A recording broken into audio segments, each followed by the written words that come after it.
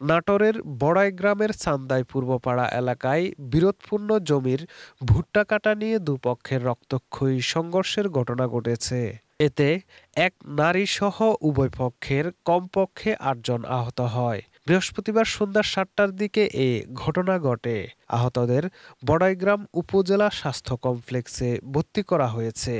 স্থানীয়রা জানায়, উপজেলার চান্দাই সাতেল মৌজার বিবাদপূর্ণ ফসলি জমি গ্রাম্য সালিসে ৩ বিঘা পাওয়ার পর সেখানে ভুট্টা বপন করে কলিমুদ্দিন ও মোকসেদ। ২ দিন আগে ওই জমির ভুট্টা কাটতে গেলে এতে বাধা দেয় প্রতিপক্ষ আফাজ।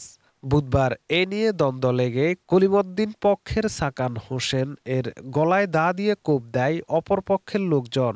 এরপর উভয় পক্ষের মধ্যে উত্তেজনা সৃষ্টির এক পর্যায়ে বৃহস্পতিবার সন্ধ্যায় চান্দাই পূর্বপাড়া মোড়ে সংঘর্ষের সৃষ্টি হয়।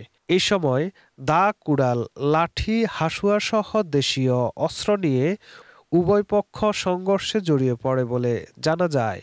এতে আহত হয় কলিমুদ্দিন পক্ষের শাকিল হোসেন, আমিনুল ইসলাম ও সানোয়ারা বেগম। সংঘর্ষের অপর পক্ষের আকরাম হোসেন, শামসের প্রামাণিক, জিয়া খাঁ ও জিয়াদ হোসেন আহত হয়। বড়াইগ্রাম থানার অফিসার ইনচার্জ শফিউল আজম খান জানান, উভয় পক্ষের সংঘর্ষের ঘটনায় থানায় পৃথক পৃথক অভিযোগ দায়ের করা হয়েছে। সব যাচাই বাছাই করে তাদের বিরুদ্ধে আইনগত ব্যবস্থা নেওয়া হবে।